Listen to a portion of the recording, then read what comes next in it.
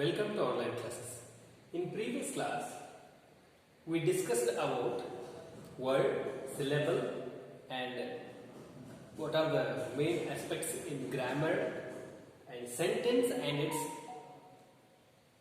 its classifications. Okay. Now we discussed about the detailed types of the sentences. Okay.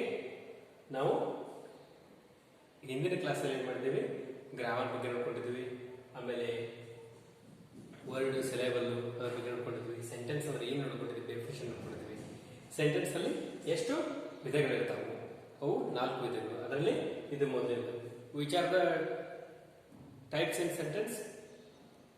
ಡಿಕ್ಲೇರೇಟಿವ್ or assertive sentence, imperative sentence, then exclamatory sentence.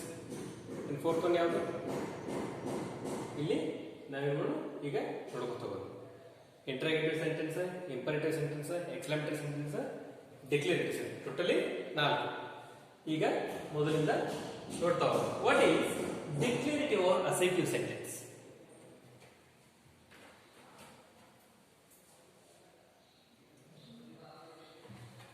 ಏನು declarative or assertive sentence ಇದೆ? ಇಲ್ಲಿ ಏನಿದೆ? Declare ಅಂದ್ರೆ ಖಚಿತಪಡಿಸುವುದು, ಸಮರ್ಥಿಸಿಕೊಳ್ಳುವುದು, ಅದನ್ನ ದೃಢವಾಗಿ ಹೇಳುವುದು ಅಂತ. ಹಾಗೆ ಏನಿದೆ definition? A sentence which makes a statement or assertion is called a declarative or assertive sentence. ಇಲ್ಲಿ ಏನು ಹೇಳ್ತಿದೆ ಸೆಂಟೆನ್ಸ್ ಅಂದ್ರೆ, a sentence which makes a statement, ಒಂದು ಹೇಳಿಕೆಯನ್ನು ಹೇಳುವ ಹಾಕಿದ್ರೆ ಆ ಸೆಂಟೆನ್ಸ್ ಏನದು? ಸೆಂಟೆನ್ಸ್ ಒಂದು ಸೆಂಟೆನ್ಸ್ ಅಂದ್ರೆ ಒಂದು ಸ್ಟೇಟ್ಮೆಂಟ್ ಅನ್ನ ಹೇಳುವ ಹಾಕಿದ್ರೆ ಅದನ್ನ ಸೆಂಟೆನ್ಸ್ ಆರ್ ಅಸರ್ಷನ್ ಅಂದ್ರೆ ಖಚಿತವಾಗಿ ಒಂದರ ಬಗ್ಗೆ ಹೇಳ್ತಾ ಇದ್ರೆ what we call declarative or assertive. ಹೌದಲ್ಲ? ಯಾವುದೇ ಒಂದು ವಾಕ್ಯ, ಒಂದು ಹೇಳಿಕೆಯನ್ನ ಖಚಿತವಾಗಿ ಹೇಳ್ತಾ ಇದ್ದರೆ ಅದಕ್ಕೆ ನಾವು ಸಮರ್ಥವಾಗಿ ಹೇಳ್ತಕ್ಕಂಥ ವಾಕ್ಯಗಳು ಅಂತ ಕರೀಬಹುದು, ಅಥವಾ ಡಿಕ್ಲೇರೇಟಿವ್ ಆರ್ ಅಸರ್ಟಿವ್ ಸೆಂಟೆನ್ಸ್ ಅಂತ ಕರೀಬಹುದು. ಇದ್ರಾಗ ಯಾವುದಾದ್ರು ಒಂದು ಬರ್ಕೋಬಹುದು ನೀವು, ನೋ ಪ್ರಾಬ್ಲಮ್. ಆದರೆ ನಿಮಗೆ ಇಫ್ ರೈಟ್ ಡಿಕ್ಲೇರೇಟಿವ್ ಸೆಂಟೆನ್ಸ್ ಅಂತ ಬಂದ್ರೆ ಕನ್ಫ್ಯೂಸ್ ಆಗಬಹುದು, ಅಥವಾ write about the assertive sentence ಅಂತ ಬಂದ್ರೆ ಕನ್ಫ್ಯೂಸ್ ಆಗಬೇಡ್ರಿ, ಎರಡು ಕೂಡ ಒಂದೇ. ಏನು ಎಕ್ಸಾಂಪಲ್ಸ್ ನೋಡ್ಕೊಬಹುದು? ಏನಿದೆ examples? The earth is round. ಹೌದಲ್ಲ? Earth is round. Is a triangle? ಅದು ಟ್ರಯಾಂಗಲ್ ಇಲ್ಲ, ಅಥವಾ it's not a different angle ಅಲ್ಲಿ ಇಲ್ಲ, ಅದೇನು ರೌಂಡ್ ಆಗಿದೆ ಅರ್ತ್. Earth is round. ಇದೊಂದು ಸ್ಟೇಟ್ಮೆಂಟ್. ಇದೊಂದು ಸ್ಟೇಟ್ಮೆಂಟ್ ಏನ್ ಹೇಳ್ತಿದೆ? ಅರ್ತ್ ಈಸ್ ರೌಂಡ್ ಅಂತ ಹೇಳ್ತಿದೆ. ಇದೊಂದು ಹೇಳಿಕೆ. ಇದು ಸತ್ಯ ಅಲ್ಲ? ಇದು ಸತ್ಯ. ಅದಕ್ಕೋಸ್ಕರ ಇದೊಂದು statement. This is the assertive sentence. Come to the second one. He is a good leader. Who is?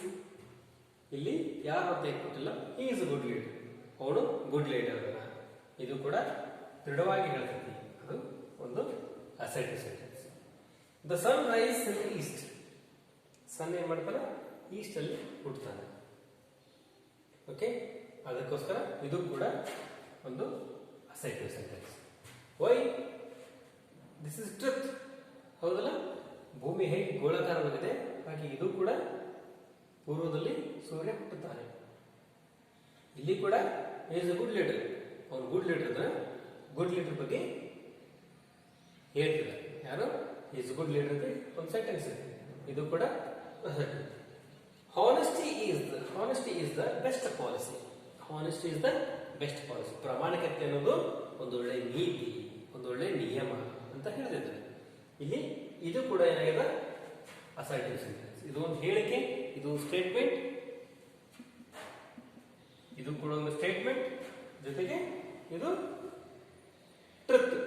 Honesty is always best policy. Okay, honesty sometime is not a best policy ಅನ್ಲಿಕ್ಕೆ ಆಗ್ತದೆ? No, not at all ಅನ್ಲಿಕ್ಕೆ ಆಗೋದಿಲ್ಲ. Honesty ಅನ್ನೋದು ಕೆಲವು ದಿವಸ ಒಳ್ಳೆಯದು, ಇನ್ನು ಕೆಲವು ದಿವಸ ಕೆಟ್ಟದ್ದು. ಹಾನೆಸ್ಟ್ ಆಗಿರಬಾರ್ದು ಮನುಷ್ಯ ಅಂತ ಯಾರು ಹೇಳೋದನ್ನು ಕೇಳಿದ್ರೆ ನೋ, ನಾಟ್ ಅಟ್ ಆಲ್. ಹಾಗೆ ಅಡ್ಲಿಕ್ಕೆ ಆಗೋದಿಲ್ಲ. This is the truth. That's why we call this one is assertive or declarative sentence. Come to the last one.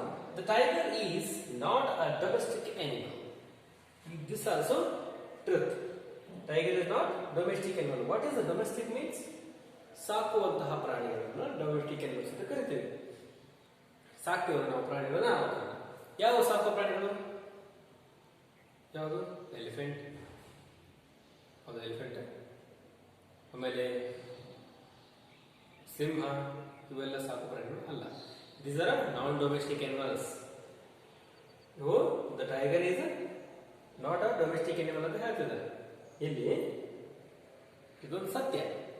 ಹುಲಿ ಸಾಕುವಂತ ಪ್ರಾಣಿ ಅಲ್ಲ. ಯಾಕಂದ್ರೆ ಕ್ರೂರ ಸ್ವಭಾವ, ಅದು ಕಾಡು ಪ್ರಾಣಿ, ಕಾಡಿನಲ್ಲಿರುತ್ತೆ. ದಟ್ಸ್ ವೈ ನಾವು ಅದನ್ನು ಸಾಕೋಲ್ಲ ಮನೆಗಳಲ್ಲಿ. Even elephant also not a domestic animal sir. ಮತ್ತೆ ಈಗ ಜಾತ್ರೆಗಳಲ್ಲಿ ತಂದಿರ್ತಾರೆ, ಮಠ ಮಾನ್ಯಗಳಲ್ಲಿ ಅದನ್ನ ಸಾಕಿರ್ತಾರಲ್ಲ, ಮಠಗಳಲ್ಲಿ ದೇವಸ್ಥಾನಗಳಲ್ಲಿ ಸಾಕಿರ್ತಾರಲ್ಲ, ಅದು ಹೇಗೆ ಅಂತ ಕೇಳ್ಬೋದು. No, totally this is not a domestic animal. ಆಮೇಲೆ ಸ್ನೇಕ್ ಡೊಮೆಸ್ಟಿಕ್ ಅನಿಮಲ್ಸ್ ಅಲ್ಲ ಅವು. ಆಮೇಲೆ ನೀವು ಇದನ್ನ ಹೇಳ್ಬೋದು, ಯಾವುದು? ಕೋಳಿ, ಕುರಿ ಇರ್ಬೋದು, ಆಡಿರ್ಬೋದು, ಆಮೇಲೆ ಹಸು, ನಾಯಿ, ಬೆಕ್ಕು, ಇವೆಲ್ಲ ಡೊಮೆಸ್ಟಿಕ್ ಅನಿಮಲ್ಸ್, ಸಾಧು ಪ್ರಾಣಿಗಳು. ಆ ಪ್ರಾಣಿಗಳು ನಮ್ಗೆ ಏನೋ ಹಾನಿ ಮಾಡೋದಿಲ್ಲ. ಅಂಥವುಗಳನ್ನ ನಾವು ಡೊಮೆಸ್ಟಿಕ್ ಅನಿಮಲ್ ಅಂತ ಕನ್ಸಿಡರ್ ಮಾಡ್ತೇವೆ. Here this is one is a truth. That's why we call it assertive sentence. And ಇನ್ನೊಂದು ಎಕ್ಸಾಂಪಲ್ ಯಾವುದು? ಐ ಲವ್ ಹನಿ. ಇದು ಕೂಡ ಒಂದು ಅಸರ್ಟಿವ್ ಸೆಂಟೆನ್ಸ್. ಯಾಕಂದ್ರೆ ಈ ಸೆಂಟೆನ್ಸ್ ಏನ್ ಹೇಳ್ತಿದೆ ಅಂದ್ರೆ, ಐ ಲವ್ ಹನಿ, ನಾನು ಜೇನುತುಪ್ಪವನ್ನ ಇಷ್ಟಪಡ್ತೀನಿ, ಜೇನುತುಪ್ಪವನ್ನ ಇಷ್ಟಪಡ್ತೀನಿ ಅಂದಾಗೆ. ಜೇನುತುಪ್ಪವನ್ನು ಪ್ರೀತಿಸ್ತೀನಿ ಅಂದಾಗ ಅಲ್ಲ. ಐ ಲವ್ ಹನಿ ಅಂದ್ರೆ ಜೇನುತುಪ್ಪವನ್ನು ಇಷ್ಟಪಡ್ತೀನಿ. ಐ ಲೈಕ್ ಹನಿ ಅಂತ ಹೇಳ್ಬೋದಾಗಿತ್ತಲ್ಲ ಸರ್ ಅನ್ಬೋದು. ಹಿಯರ್ ಆಲ್ಸೋ ಲವ್, ಈ ವರ್ಬ್ ಏನಿದೆಯಲ್ಲ, ಲವ್ ಅನ್ನೋದು ವರ್ಬ್ ಇಲ್ಲಿ, ಇದು ಕೂಡ ಲೈಕ್ ಮಾಡ್ತೀನಿ, ಇಷ್ಟಪಡ್ತೀನಿ, ನನ್ನ ತಿನ್ಲಿಕ್ಕೆ ಇಷ್ಟ ಆಗ್ತದೆ ಅಂತ ಹೇಳ್ಬೋದು. ಐ ಲವ್ ಹನಿ ಅಂತ ಹೇಳ್ಬೋದು. ಇದು ಕೂಡ ಒಂದು ಏನಿದೆ, ಒಂದು ಅಸರ್ಟಿವ್ ಸೆಂಟೆನ್ಸ್. ಇಲ್ಲಿ ಒಂದು ಹೇಳಿಕೆ. ಓಕೆ, ಇಷ್ಟೇನೈತಿ ಡಿಕ್ಲೇರೇಟಿವ್ ಆರ್ ಅಸರ್ಟಿವ್ ಸೆಂಟೆನ್ಸ್ ಬಗ್ಗೆ ತಿಳ್ಕೊಂಡ್ವಿ. ಇನ್ನು ನಾವೇನ್ ಮಾಡೋದು ಅಂದ್ರೆ next which one is next? Imperative sentence. Imperative sentence ಬಗ್ಗೆ ತಿಳ್ಕೊಂಡು ಬರೋಣ.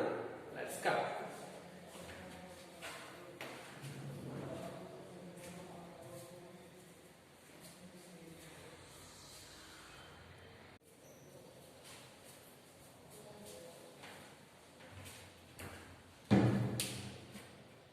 Students, come to the imperative sentence.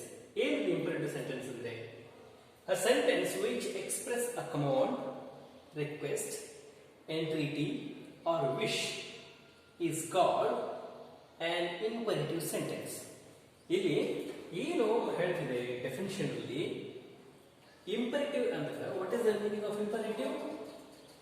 ನೋಡ್ರಿ, open your dictionary and find this meaning. Okay, a sentence which express a command, request, entreaty, wish is called an imperative sentence. Imperative means ಆಜ್ಞಾಧಾರಕ ಅಂದ್ರೆ ಆಜ್ಞೆಯನ್ನು ಮಾಡೋದು. ಏನು ಆಜ್ಞೆ ಮಾಡೋದು?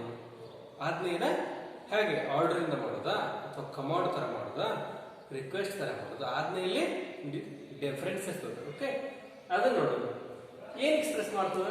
ಕಮಾಂಡ್ ಎಕ್ಸ್ಪ್ರೆಸ್ ಮಾಡ್ತದ ಅಂದ್ರೆ ಆಜ್ಞೆಯನ್ನು ಕಮಾಂಡ್ ಆಗಿ ಎಕ್ಸ್ಪ್ರೆಸ್ ಮಾಡ್ತದೆ, ರಿಕ್ವೆಸ್ಟ್ ಆಗಿ ಎಕ್ಸ್ಪ್ರೆಸ್ ಮಾಡ್ತದೆ, ಆಮೇಲೆ ಎಂಟ್ರಿಟಿ ಆಗಿ ಎಕ್ಸ್ಪ್ರೆಸ್ ಮಾಡ್ತದ, ಜೊತೆಗೆ ವಿಶ್ ಆಗಿ ಎಕ್ಸ್ಪ್ರೆಸ್ ಮಾಡ್ತದೆ.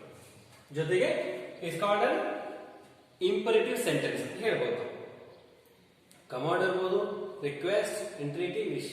ಕಮಾಂಡ್ ಅಂದ್ರೆ ಆಜ್ಞೆ ಮಾಡೋದು, ರಿಕ್ವೆಸ್ಟ್ ಅಂದ್ರೆ ವಿನಂತಿ ಮಾಡ್ಕೊಳ್ಳೋದು, ಎಂಟ್ರಿಟಿ ಅಂದ್ರೆ ಮನವಿ ಮಾಡ್ಕೊಳ್ಳೋದು, ವಿಶ್ ಅಂದ್ರೆ ಏನ್ ಮಾಡೋದು? ವಿಶ್ ಅಂದ್ರೆ ಹಾರೈಸೋದು ಅಥವಾ ಶುಭಾಶಯಗಳನ್ನ ಹೇಳೋದು. ಎಕ್ಸಾಂಪಲ್ಸ್ ಏನಿದೆ ನೋಡ್ಕೊಂಬ. Bring a glass of water. Bring a glass of water. Come on, bring glass of water for me.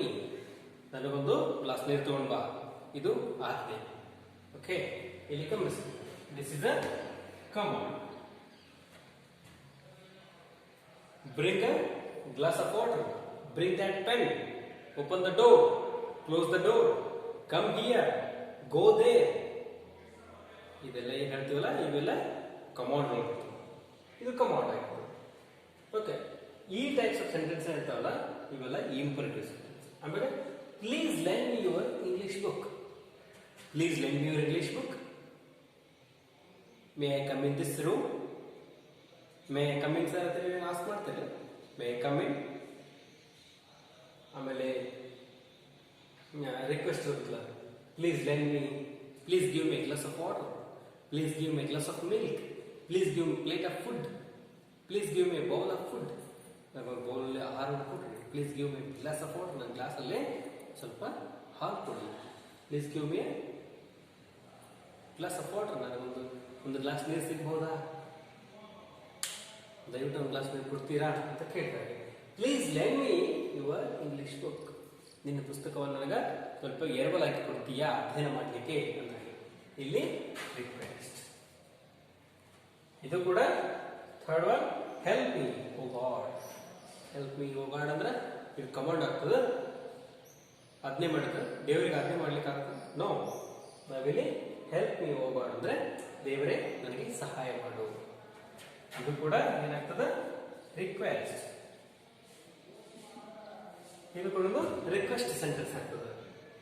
May God help you to achieve success in your mission. ದೇವರು ನನಗೆ ಏನು ಒಂದು ಮಿಷನ್ ಹಾಕೊಂಡಿದ್ದೀರಾ, ಮಿಷನ್ ಅಂದ್ರೆ ಒಂದು ಗೋಲ್, ಒಂದು ಪ್ರಾಜೆಕ್ಟ್, ಒಂದು ಪ್ಲಾನ್ ಅನ್ನು ಹಾಕೊಂಡಿದ್ದೀರಾ, ಆ ಪ್ಲಾನ್ ನಿಮಗೆ ದೇವರು ಹೆಲ್ಪ್ ಮಾಡಬಹುದು, ಹೆಲ್ಪ್ ಮಾಡಲಿ, ಹೆಲ್ಪ್ ಮಾಡುವಂತ ಆಗಲಿ, ದೇವರು ನಿಮ್ಗೆ ಒಳ್ಳೇದು ಮಾಡಲಿ, ಹೋಗಿ ನಿಮಗೆ ಮಂಗಳವಾಗಲಿ ಅಂತ ಕೇಳ್ತಿರ್ತಾರಲ್ಲ, ಅಲ್ಲಲ್ಲಿ ಅದೆಲ್ಲ ಏನಾಗ್ತದೆ? ವಿಶ್ ಆಗ್ತದೆ. ವಿಶ್ ಅಂದ್ರೆ ಬರ್ಡೇ ವಿಶ್ ಮಾಡಿದೆ, happy birthday to you, many many happy returns of the day. Returns of the day ಏನು ಹೇಳ್ತೀರಿ? Happy wedding anniversary, happy birthday, wish you happy new year, ಏನೇನು ಹೇಳ್ತಿರಲ್ಲ ಇವೆಲ್ಲ ವಿಶ್ ಬರ್ತವೆ. ಇವೆಲ್ಲ ಸೆಂಟೆನ್ಸ್ ಯಾವ ಟೈಪ್ ಆಫ್ ಸೆಂಟೆನ್ಸ್ ಬರ್ತಾವೆ? Imperative sentences. ಇವೆಲ್ಲ ಇಂಪರೇಟಿವ್ ಸೆಂಟೆನ್ಸಸ್ ಅಲ್ಲಿ ಬರ್ತಾವೆ. ಓಕೆ, ಎಷ್ಟು ಇಂಪರೇಟಿವ್ ಸೆಂಟೆನ್ಸ್ ಬಗ್ಗೆ ಇವತ್ತು ನೋಡ್ಕೊಂಡ್ವಿ. ಇನ್ನ ಟುಮಾರೋ ಕ್ಲಾಸ್ ಅಲ್ಲಿ ನಾವೇನ್ ಮಾಡೋಣ ಅಂದ್ರೆ ಉಳಿದಂತಹ ಎರಡು ಏನು ಸೆಂಟೆನ್ಸಸ್ ಇದಾವಲ್ಲ, ಯಾವ ಇಂಟ್ರಾಗೇಟಿವ್ ಸೆಂಟೆನ್ಸ್ ಆಮೇಲೆ ಎಕ್ಸ್ಕ್ಲಾಮೇಟರಿ ಸೆಂಟೆನ್ಸ್, ಅವ್ರ ಬಗ್ಗೆ ನೋಡ್ಕೊಂಡ್ಬರೋಣ ಡೀಟೇಲ್ ಆಗಿ. ನೀವು ಏನ್ ಮಾಡ್ಬೇಕು? ಗ್ರಾಮರ್ ಬಗ್ಗೆ 8th ಮತ್ತು 9th ಸ್ಟೂಡೆಂಟ್ಸ್ ಗ್ರಾಮರ್ಗೋಸ್ಕರ ಸಪರೇಟ್ ನೋಟ್ ಪುಸ್ತಕವನ್ನು ಮಾಡ್ಬೇಕಂತ ಹೇಳಿದೆ ನಿಮ್ಗೆ. ಓಕೆ, ಜೊತೆಗೆ ಡೈಲಿ 1 ಪೇಜ್ ಕಾಪಿ ರೈಟಿಂಗ್ ಬರೀಬೇಕು. 4 ಲೈನ್ಸ್ ಏನು ನೋಟ್ ಪುಸ್ತಕ ಸಿಗುತ್ತಲ್ಲ ಅದನ್ನು ಬರೆದ್ರೆ ಇನ್ನೂ ಒಳ್ಳೆ. ಇಷ್ಟು ವರ್ಕ್ ಅನ್ನು ಮಾಡ್ರಿ. ಗ್ಲಾಸರಿಗೋಸ್ಕರ ಒಂದು ಬೇರೆ ನೋಟ್ ಬುಕ್ ಮಾಡಕ್ ಹೇಳಿದ್ದೀನಿ ನಿಮ್ಗೆ, ಮಾಡ್ತಿದ್ದೀನಿ ಹೇಳ್ಕೊಂಡಿದ್ದೀನಿ. ನೀವು ಯಾವಾಗಾದ್ರೂ ನಿಮ್ಮ ಪೇರೆಂಟ್ಸ್ ಜೊತೆಗೆ ಸ್ಕೂಲಿಗೆ ಬಂದ್ರೆ ಅಕ್ಕನೆಲ್ಲ ತಗೊಂಡು ಬರ್ರಿ, ನಾವು ಅದನ್ನ ಚೆಕ್ ಮಾಡ್ಕೊಡ್ತೀವಿ.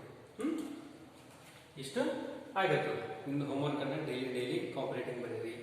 ಆಮ್ಯಾಗ ಇಲ್ಲಿ ನಾನು ಕೆಲವು ಶಬ್ದಗಳು ಹೇಳ್ತಾ ಹೋಗಿರ್ತೇನೆ. ಈ ಶಬ್ದಗಳು ಏನ್ ಮಾಡಬೇಕು? ವೊಕ್ಯಾಬ್ಯುಲರಿ ಪುಸ್ತಕ ಏನಿರುತ್ತಲ್ಲ ಆ ಪುಸ್ತಕದಲ್ಲಿ ಬರೀಬೇಕು.